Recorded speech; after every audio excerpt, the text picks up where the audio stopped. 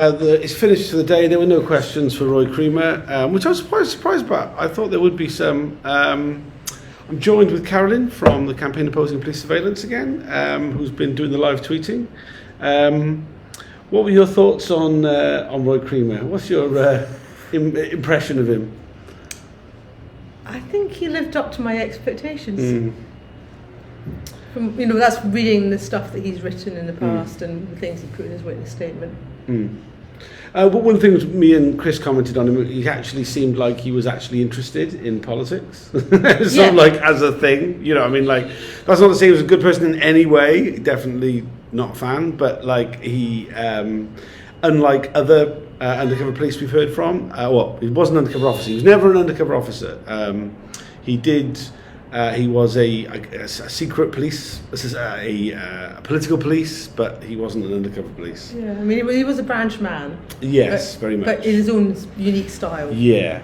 And I think it is interesting that even the undercovers that we know about, or even have personal experience of, you can divide them into two categories. The ones who were interested in the politics and the groups they were infiltrating, and who would like study up and learn about things, and maybe even write pamphlets and produce posters and propaganda. Yeah. And then the ones who really weren't interested, and if you met them, you were like, "Why are you even here?" Because you don't seem to even care about the environment or whatever. Like, why would you be part of an environmental direct action group when you don't give a fuck? Yeah, totally. And so it's interesting that, obviously he falls very much on one side of that divide. He was particularly interested.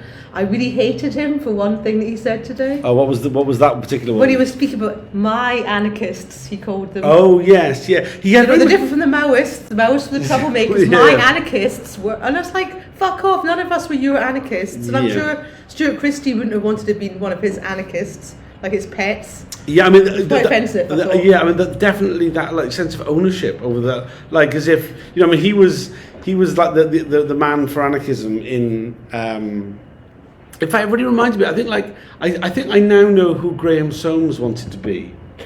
Do you know what I mean? Like, Graham Soames made no sense. That was Graham Coates. Was it Graham? It was Graham Coates. Graham Coates, yeah. I think. Was it? I thought it was Soames. Anyway, during the phase 2 of the inquiry, we heard from an undercover officer who really fancied himself as as an anarchist policeman and wrote a number of articles for Black Flag, which was dreadful. And like it was like, what the hell is he doing? What the hell is he playing at? I don't understand. And like I think, Creamer is the cop that I guess he was trying to be. I guess. 1 second. Yeah. I mean, he's not the only one who's written. We've got Roger Pierce went on towards the end of the decade to actually write Articles for Freedom, which is an anarchist paper.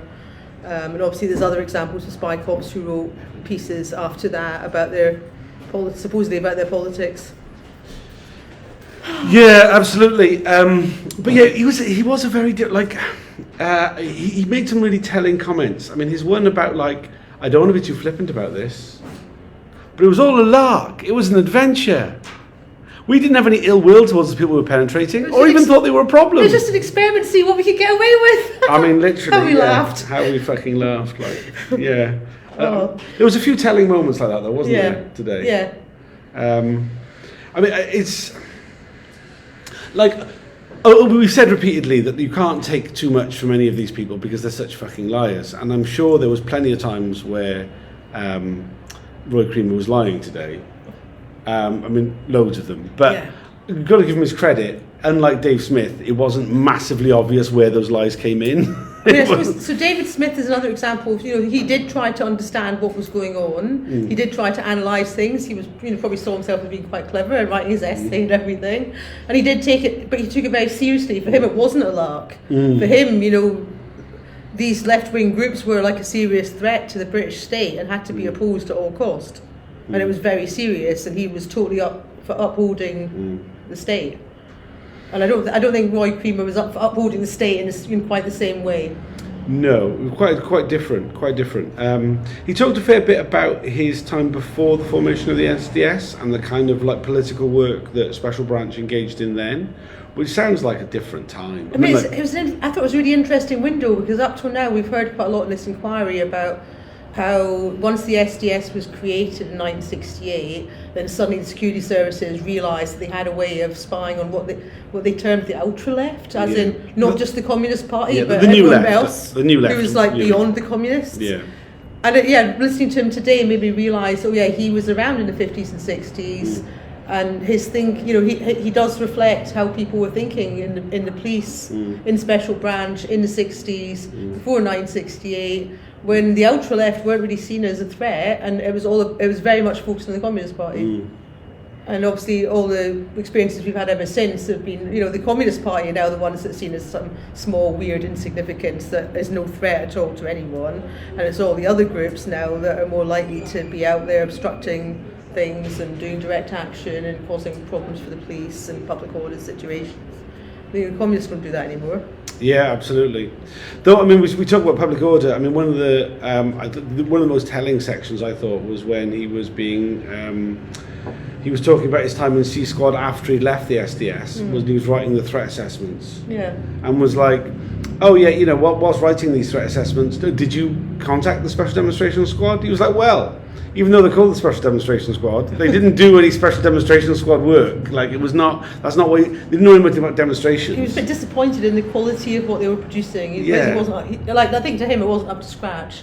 Well, I get the impression he kind of glossed over how come he left the unit so abruptly. Yeah, did he fall out with them, or did he just decide off his own bat? It sounds like they didn't really get to decide off their own bat whether they joined a unit or left a unit, so presumably he was kicked out. But we didn't hear about that. No. Again, it's like, that by omission, you kind of see what might have been important. Yeah. More than anything else. It'd be interesting, presumably later on this week we're going to have Bar asking other managers questions about Roy Creamer. So let's wait and see what they've got to say about him. That's always the most fascinating thing. When someone's given evidence, then it seems like everybody else is willing to pile on them. Yeah, potentially. Yeah. We'll see. I'm afraid that after today's hearings, my head is quite fried, and I'm quite keen to go to the pub.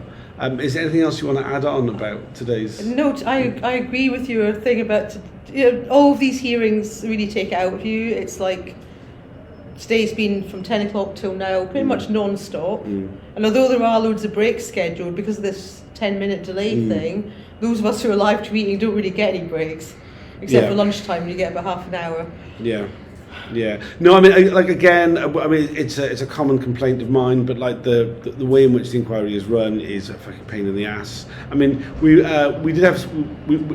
It sounded like we were going to have trouble for doing the live streaming. It seems it's fine, actually, as it turns out. But, they never make it easy. None of it's ever bloody easy. But we'll be back at 7 o'clock for a, not in video form, but just audio with Twitter Spaces, 7 p.m. The link is on my Twitter feed. I'll post it on various other things as soon as. If you have anything to say, if you've got any feedback about what you thought about it today, if you've catched up, if you've got any questions, other people there, hopefully you'll be joined by lots of people who are following proceedings today. Please join us then. Anything to add? Cheers, guys. Speak to you on the Twitter Spaces. Otherwise, I'll be back covering it tomorrow morning for day 7. Cheers.